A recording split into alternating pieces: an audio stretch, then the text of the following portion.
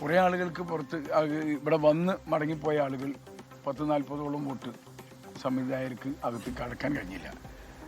അവരവരെ വാച്ച് നോക്കി പോന്നു. ചിലപ്പോൾ വാച്ച് ഇവിടെ ഉദ്യോഗസ്ഥന്മാരുടെ വാച്ചും തമ്മിൽ 2 മിനിറ്റിലേക്ക് വ്യത്യാസം ഉണ്ടായിരിക്കാം. അപ്പോൾ 6 മണി സമയത്ത് എത്തിയപ്പോൾ 2 മിനിറ്റും കൂടി ഉള്ളപ്പോൾ അവർക്ക് കടക്കാൻ കഴിഞ്ഞില്ല എന്നാണ് കുറച്ച് ആളുകൾ എന്നോട് പറഞ്ഞത്. വിഷമത്തോടു കൂടി പറഞ്ഞു. ഒരു 40-40ഓളം ആളുകൾ.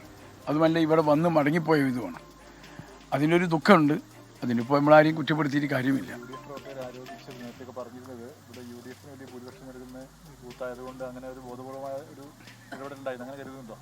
അതൊന്നുകൂടി എനിക്ക് പഠിച്ചിട്ടേ പറയാൻ കഴിയും. ഇവിടുത്തെ ഒരു പ്രവർത്തകന്മാർ അങ്ങനെ അഭിപ്രായം പറഞ്ഞിട്ടുണ്ടെങ്കിൽ വസ്തുത ഉണ്ടായിരിക്കാം. പക്ഷേ എനിക്കത് പറയുമ്പോൾ ഒന്നും കൂടി അത് അന്വേഷിച്ചിട്ട് വേണം. ഞാനത് അന്വേഷിക്കാൻ സമയം കിട്ടിയില്ല. അത് നിങ്ങൾ പറയുമ്പോഴാണ് ഇറക്കാം.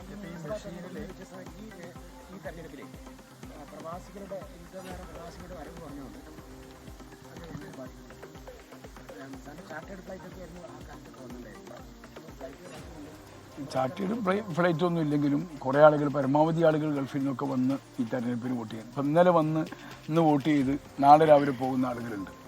അത്രയും ആവശ്യത്തോടു കൂടി നമ്മളെ KMCC ഒക്കെ അതിൽ വളരെയേറെ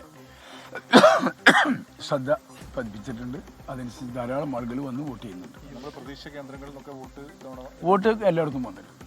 നന്നായിട്ട് വളരെ സജീവമായിട്ട് എല്ലാ കാര്യവും നടന്നിട്ടുണ്ട്.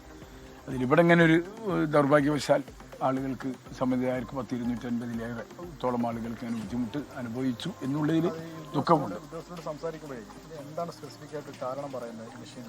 അവർ പറയുന്നത് ഇപ്പോൾ ഈ ഓപ്പൺ വോട്ട് വന്നതാണ് ഒരു പ്രധാന കാരണമായിട്ട് അവർ മെഷീൻ. ഇവിടുത്തെ മെഷീൻ തകരാറില്ല. ചില സ്ഥലത്ത് മെഷീൻ തകരാറായ സംഭവങ്ങൾ ഉണ്ടായിട്ടുണ്ട്. ഇവിടെ മെഷീൻ തകരാറില്ല. എന്നാലും ഉദ്യോഗസ്ഥന്മാർ ഒന്നും കൂടി ജാഗ്രത പാലിക്കേണ്ടതായിരുന്നു.